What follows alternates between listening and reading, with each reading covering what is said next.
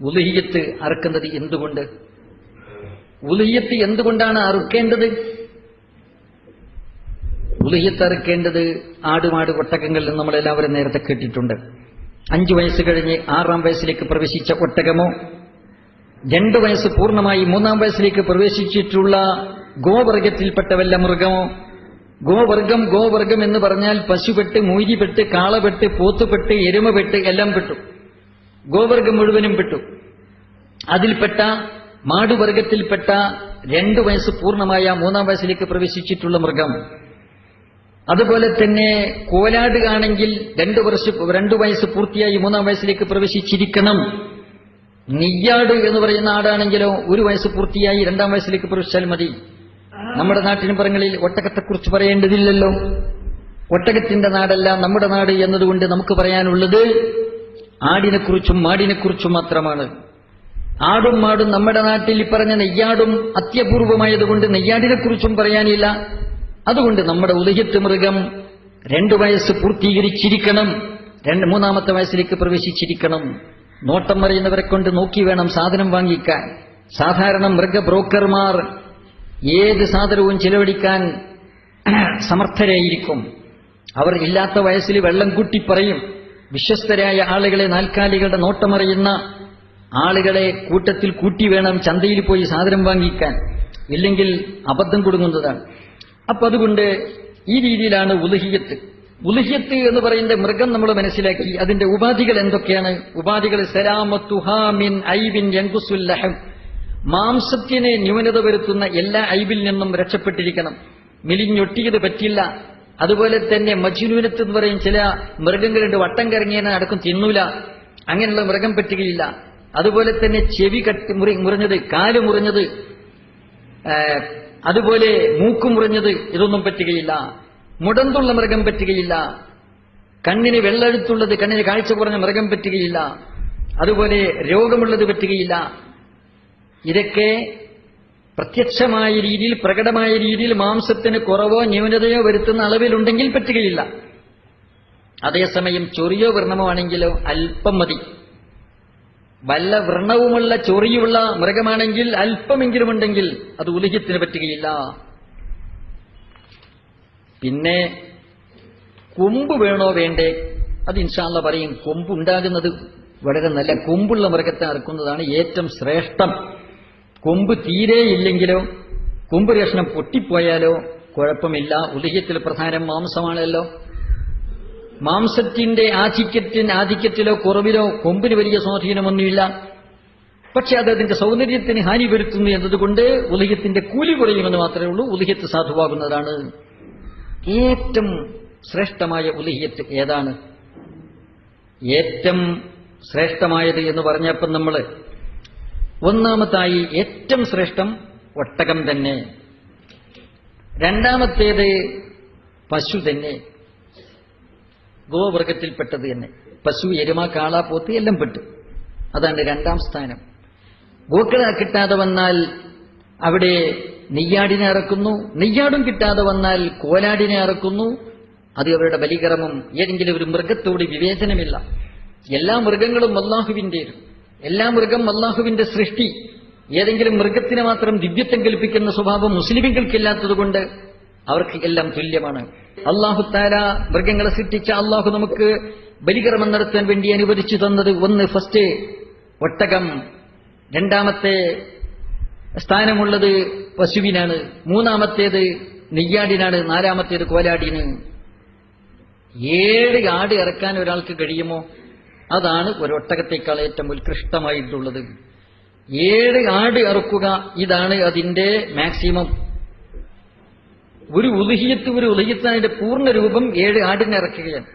7 ആട് ഇറക്കാൻ കഴിയാതെ വന്നാൽ ഒരു ഒട്ടകം, അതിനും കഴിയാതെ വന്നാൽ ഒരു പശു, അതിനും കഴിയാതെ വന്നാൽ ഒരു നെയ്യാട്, അതിനും കഴിയാതെ വന്നാൽ ഒരു കോലാട്, അതിനും കഴിയാതെ വന്നാൽ ഒരു ഒട്ടകത്തിന്റെ 7-ൽ 1 ഭാഗം, അതിനും കഴിയാതെ വന്നാൽ ഒരു പശുവിന്റെ 7-ൽ 1 ഭാഗം. ഇങ്ങനെയാണുള്ളത്. വൃഷ്ണം മുടച്ച മൃഗത്തെ ഉലുഹിയ്യത്തിറക്കാൻ പറ്റുമോ? യാതൊരു വിരോധവുമില്ല.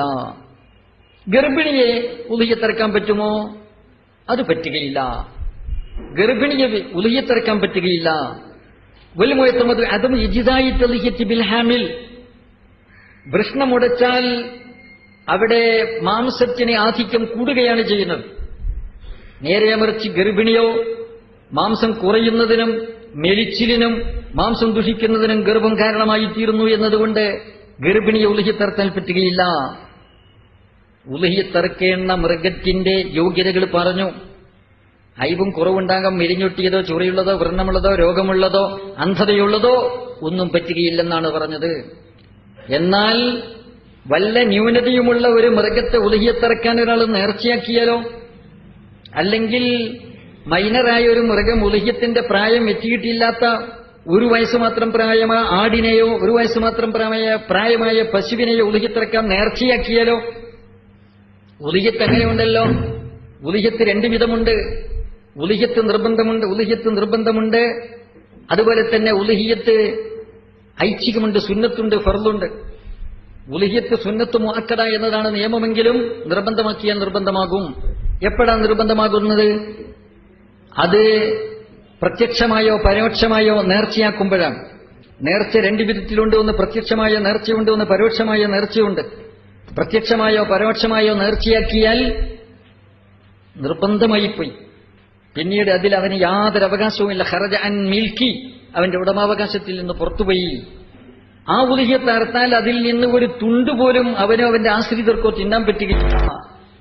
അത് മുഴുവൻ ഫക്കീർ മിസ്കീന്മാർക്ക് കൊടുക്കണം. സാധാരണ ഉലുഹിയത്തിൽ നിന്ന് നമ്മൾ പ്രമാണിമാർക്കും മുതലാളിമാർക്കും നമ്മുടെ അയൽവാസികൾക്കും ഒക്കെ വിവേചനം കൂടാതെ, തൊഴിലാളി മുതലാളി വിവേചനം കൂടാതെ നമ്മൾ കൊടുക്കാറുണ്ടല്ലോ. അങ്ങനെ വിവേചനമില്ലാതെ ഈ ഉലുഹിയത്ത് കൊടുക്കാൻ പറ്റുകയില്ല നിർബന്ധമായതിൽ നിന്ന്. നിർബന്ധമായത് എന്ന് പറഞ്ഞാൽ നേർച്ചയാക്കിയത്. നേർച്ച എന്ന് പറഞ്ഞ ഒന്ന് പ്രത്യക്ഷമായ നേർച്ച അല്ലെങ്കിൽ പരോക്ഷമായ നേർച്ച. എന്താണ് പ്രത്യക്ഷ നേർച്ച? പരോക്ഷ നേർച്ച എന്ന് പറഞ്ഞാൽ ഞാൻ ഈ മൃഗത്തെ ഉലുഹിയത്തറക്കാൻ വേണ്ടി നേർച്ചയാക്കി, അല്ലെങ്കിൽ ഒരു മൃഗത്തെ ഉലുഹിയത്തറക്കാൻ വേണ്ടി ഞാൻ നേർച്ചയാക്കിയിരിക്കുന്നു എന്ന് പറഞ്ഞാൽ അത് പ്രത്യക്ഷ നേർച്ചയാണ്. ഞാൻ ഈ മൃഗത്തെ ഉലുഹിയത്താക്കിയിരിക്കുന്നു, അല്ലെങ്കിൽ എന്റെ മേലൊരു ഉലുഹിയത്തുണ്ട് എന്നിങ്ങനെയൊക്കെ പറഞ്ഞാൽ ഇത് ഫർലായി പോയി എന്ന വസ്തുത മനസ്സിലാക്കാതെ സുന്നത്തായ ഉലുഹിയത്ത് പോലെ പെരുമാറുകയും സുന്നിയത്തായ ഉലുഹിയത്തിന്റെ കൂട്ടത്തിൽ കൂട്ടുകയും എന്നിട്ട് മാംസം വിവേചനമില്ലാതെ വിതരണം ചെയ്യുകയും കുറച്ചൊക്കെ അവനെടുക്കുകയും ചെയ്യുന്നു എന്ന അപകടം. അതുകൊണ്ടാണ് മഹാനായ ഇബ്നു ഹജർ തങ്ങൾ തന്നെ തുഹ്ഫയിൽ പറഞ്ഞു, സാധാരണക്കാരായ നിരവധി ആളുകൾക്ക് കൊടുക്കുന്ന അബദ്ധമാണിത്. തന്റെ സുന്നത്തായ ഉലുഹിയത്ത് ചൂണ്ടിക്കാണിച്ചുകൊണ്ട് ഇത് എന്റെ ഉലുഹിയത്താണെന്ന് പറയുകയോ ഇതിനെ ഞാൻ ഉലുഹിയത്താക്കി എന്ന് പറയുകയോ ചെയ്യുന്നു.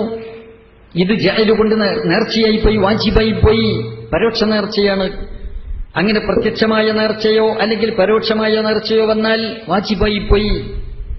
അങ്ങനെ വാജിബായ ഒരു മൃഗം, ആ മൃഗം 2 വിധത്തിലുണ്ട്.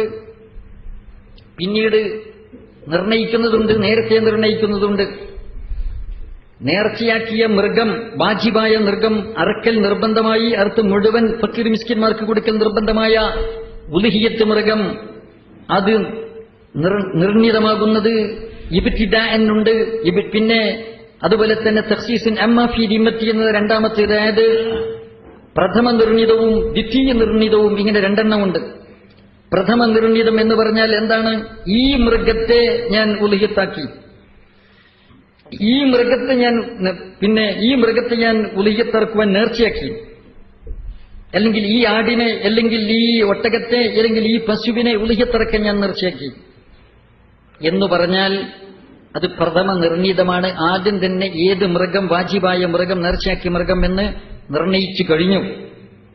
ഇനി അതിന് ഒരു നിയ്യത്ത് ആവശ്യമില്ല, അത് നിർബന്ധമായി കഴിഞ്ഞു. ഇനി അതിനെ അറക്കുമ്പോൾ നിയ്യത്ത് ചെയ്യൽ സുന്നത്ത് മാത്രമേ ഉള്ളൂ. നിയ്യത്തിനാവശ്യമില്ലാത്ത വിധം ആ ഉലുഹിയത്തായി കഴിഞ്ഞു. നേരെ മറിച്ച് ഞാൻ ഒരു ഉലുഹിയത്തറക്കാൻ നേർച്ചയാക്കിയെന്ന്, അല്ലെങ്കിൽ ഞാൻ ഒരു ആടിനെ ഉലുഹിയത്തറക്കാൻ നേർച്ചയാക്കി, അല്ലെങ്കിൽ ഞാൻ ഒരു പശുവിനെ ഉലുഹിയത്തറക്കാൻ നേർച്ചയാക്കി. ഏത് പശു ഏത് ആടു എന്നിവിടെ വ്യക്തമാക്കി പറഞ്ഞിട്ടില്ല. പിന്നീട് ആ ഉദ്ദേശത്തിന് വേണ്ടി ഒരാടിനെ അല്ലെങ്കിൽ ഒരു പശുവിനെ വാങ്ങി, ഇതാണ് ഞാൻ നേരത്തെ നേർച്ചയാക്കിയ ഉലുഹിയത്ത്, ഈ മൃഗത്തെ ആ നേർച്ചയാക്കിയ ഉലുഹിയത്താക്കിയിരിക്കുന്നു എന്ന് പറഞ്ഞു കഴിഞ്ഞാൽ അവിടെ ദ്വിതീയ നിർണിതം, രണ്ടാമത് നിർണയിക്കപ്പെട്ടതാകുന്നു. അങ്ങനെ ആദ്യമായി നിർണയിക്കപ്പെട്ടതാകട്ടെ, രണ്ടാമതായി നിർണയിക്കപ്പെട്ടതാകട്ടെ, ഇങ്ങനെയുള്ള മൃഗം അത് വാസ്തവത്തിൽ ഐബാക്കപ്പെട്ടതാണെങ്കിലോ, ഒരാള് ഒന്നാമത്തെ നേർച്ച നേരത്തെ പറഞ്ഞ പ്രത്യക്ഷമായ നേർച്ച, അതായത് ഞാൻ ഈ മൃഗത്തെ നേർച്ചയാക്കിയെന്ന്. പരോക്ഷമായ നേർച്ച, ഈ മൃഗത്തെ ഞാൻ ഉലുഹിയത്താക്കി എന്ന് പറഞ്ഞു. ഇങ്ങനെ ഏതെങ്കിലും അയ്ബുള്ള ഒരു മൃഗത്തെയോ അല്ലെങ്കിൽ ഒരു പ്രായം തികയാത്ത മൈനർ മൃഗത്തെയോ കുറിച്ച് അവൻ പറഞ്ഞാൽ ഉലുഹിയത്തിന്റെ സമയത്ത് തന്നെ അറുത്തുകൊള്ളണം, വാജിബായിപ്പോയി. ഉലുഹിയത്തിന്റെ സമയത്ത് തന്നെ അറുക്കണം. ഒലവ് നദറത്ത് ഉലുഹിയത്ത ബിമഅയിബത്തിൻ ഔ സഗീറത്തിൻ ഔ ഖാല ജഅൽതുഹാ ഉലുഹിയ ഫൈനഹു യൽസമു ദബുഹുഹാ വലാ തുൽസി ഉലുഹിയത്തൻ. ഉലുഹിയത്ത് അറുക്കുന്ന സമയത്ത് ഉലുഹിയത്ത് അറുക്കുന്നത് പോലെ അറുത്ത് ഉലുഹിയത്തിന്റെ മാംസം വിതരണം ചെയ്യുന്നത് പോലെ ഫക്കീർ മിസ്കിന്മാർക്ക് മാത്രം വിതരണം ചെയ്യണം. എന്നാൽ ഉലുഹിയത്ത് അറുക്കുക എന്ന മുഅക്കദായ സുന്നത്ത് അതുകൊണ്ട് വീടുമോ? അത് വീടുകയില്ല. ഉലുഹിയത്ത് അറുക്കാത്ത ആ കറാഹത്തും ദുശ്ശകനവും അവനിൽ നിന്നും വിട്ടുമാറുമോ? ഇല്ല. അതിന് ഉലുഹിയത്ത് വേറെ തന്നെ അറുക്കണം.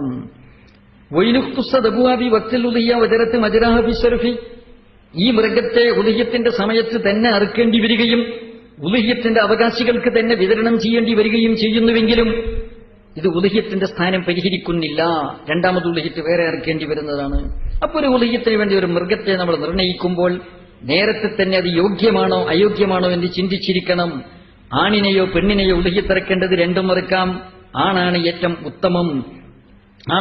ഉത്തമം. ഉലുഹിയത്ത് മൃഗത്തിന്റെ വണിയത്ത് പെൺമൃഗത്തെ ഉലുഹിയത്തിറക്കാൻ വേണ്ടി നേർച്ചയാക്കി. ആ മൃഗത്തിന്റെ പാല് കുടിക്കാൻ പറ്റുമോ? അതിന്റെ പാല് നിർബന്ധമായ, ഇപ്പൊ നേരത്തെ പറഞ്ഞതുപോലെ ഉള്ള മൃഗമാണെങ്കിൽ ഉലുഹിയത്തിന് വേണ്ടി നമ്മൾ കൊണ്ടുവന്ന മൃഗം രണ്ടു വിധത്തിലുണ്ട്. സുന്നത്തായ ഉലുഹിയത്താകാം, വാജിബായ ഉലുഹിയത്താകാം. നേർച്ചയാക്കിയ വാജിബായ ഉലുഹിയത്താണോ അതിന്റെ പാല് കുടിക്കുന്നത്? കറാഹത്തുണ്ട്. പിന്നെ എന്ത് ചെയ്യും? പാല് കുട്ടി കുടിക്കട്ടെ, കുടിച്ചിട്ട് ബാക്കിയുണ്ടോ അത് സദഖ ചെയ്തു കൊള്ളണം, ഫക്കീർ മിസ്കിന്മാർക്ക് കൊടുത്തുകൊള്ളണം. ഇല്ല, സുന്നത്തായ ഉലുഹിയത്താണെങ്കിലോ പാല് നമുക്കും കുടിക്കാം, കറാഹത്തൊന്നില്ല. സുന്നത്തായ ഉലുഹിയത്താണെങ്കിൽ നമുക്കും കുടിക്കാം, കറാഹത്തില്ല. പിന്നെ ഉലുഹിയത്തിറക്കാൻ വേണ്ടി നല്ലൊരു കാളനെ വാങ്ങി. ആ കാളന്റെ പുറത്ത് കയറാൻ പറ്റുമോ? കാളിനെ കൊണ്ട് വണ്ടി വലിപ്പിക്കാൻ പറ്റുമോ? ചരക്ക് കയറ്റാൻ പറ്റുമോ? ആവശ്യത്തിന്, അനിവാര്യമായ ആവശ്യത്തിന് ഉപയോഗിക്കാം. വാഹനം കയറാൻ, കയറ്റാം. ലഹു റുകൂബുഹ ലിൽ ഹാജത്തി വയർകാബുഹൽ മുഹ്താജ് ബിലാ ഉജ്റ. പക്ഷെ വാടക വാങ്ങാൻ പാടില്ല, കൂലി വാങ്ങാൻ പാടില്ല. സൗജന്യമായിട്ട് മൃഗത്തിന് കേടുവരാത്ത വിധത്തിൽ അങ്ങനെ ചുമടേറ്റിയോ വാഹനം കയറിയോ ശീലമുള്ള മൃഗമാണെങ്കിൽ അതിന്റെ പുറത്ത് കയറുന്നതിനോ മറ്റുള്ളവരെ കയറ്റുന്നതിനോ വിരോധമില്ല. രോമം വെട്ടാമോ? വെട്ടാം. രോമം വെട്ടുന്നതുകൊണ്ട് മൃഗത്തിന് ഗുണമാണ് ഉള്ളതെങ്കിൽ രോമം വെട്ടാവുന്നതാണ്. ഉലുഹിയത്തിന്റെ മൃഗം പ്രസവിച്ചു, കുട്ടി എന്ത് ചെയ്യണം? ഉലുഹിയത്ത് നേരത്തെ പറഞ്ഞതുപോലെ നേർച്ചയാക്കിയ നിർബന്ധമായ ഉലുഹിയത്താണോ? എന്നാൽ കുട്ടിയെയും അറുത്ത് സദക്ക ചെയ്തു കൊള്ളണം, ഫക്കീർ മിസ്കിന്മാർക്ക് കൊടുത്തുകൊള്ളണം. അതിൽ നിന്നൊരു തുണ്ടുപോലും എടുക്കാൻ പാടില്ല. അല്ല, ഫർളായ ഉലുഹിയത്തല്ല, സുന്നത്തായ ഉലുഹിയത്ത് ആ മൃഗമാണ് പ്രസവിച്ചതെങ്കിലോ അത് വേണമെങ്കിൽ കുട്ടിയിൽ നിന്ന് കുറച്ച് നീ എടുത്തു ബാക്കി കുത്തി സദക്ക ചെയ്യുകയാണെങ്കിലോ, കുട്ടിയെ മുഴുവൻ തിന്നുകയാണെങ്കിലോ തിന്നോളൂ, യാതൊരു വിരോധവുമില്ല. ഗർഭസ്ഥ ശിശുവാണെങ്കിലോ, ഉലുഹിയത്തിന്റെ മൃഗം എന്താ അറക്കുന്ന സമയത്ത് ഗർഭമുണ്ട്, ഗർഭിണിയെ നേർച്ചയാക്കാൻ പാടില്ല, ഗർഭിണിയെ ഉലുഹിയത്താക്കാനും പാടില്ല. ഉലുഹിയത്ത് കൊണ്ടുവന്ന് നോക്കുമ്പോൾ അറക്കാൻ നോക്കുമ്പോൾ ഗർഭമുണ്ട്, കുഴപ്പമില്ലല്ലോ. അറുത്തപ്പോൾ എന്താ പറഞ്ഞാൽ വയറ്റിന്ന് കുട്ടിയെ പുറത്തിയാക്കി, ചാടിയാൽ ജീവനുണ്ടെങ്കിൽ ഉടനെ അറക്കണം. മഹാനായ റസൂലുള്ളാഹി സ്വല്ലല്ലാഹു അലൈഹി വസല്ലം തങ്ങൾ പറഞ്ഞ ദക്കാത്തുൽ വലുത് എന്നല്ല പറഞ്ഞത്. അപ്പൊ തള്ളനെ അറുത്താൽ കുട്ടി തിന്നാവുന്നതാണ്. തള്ളനെ അറുത്തത് കൊണ്ട് കുട്ടി ഉടനെ ചത്തുപോയാൽ ഇല്ല, കുട്ടി ജീവനോടുകൂടി പുറത്തു വന്നാലോ ഉടനെ അറക്കണം. ഏതെങ്കിലും വിധത്തിൽ അങ്ങനെ നമുക്ക് തിന്നാവുന്ന ഒരു പരുവത്തിലുള്ള ഒരു ഗർഭശിശു പുറത്തു വന്നു എന്നാലോ അത് കുട്ടിന്റെ അതേ ഹുക്കുമ തന്നെ വാജിബായ ഉലുഹിയത്തിന്റേതാണോ സദഖ ചെയ്തു കൊള്ളണം, സുന്നത്താണോ എടുക്കുന്നതിന് വിരോധമില്ല. www.hubburrasool.net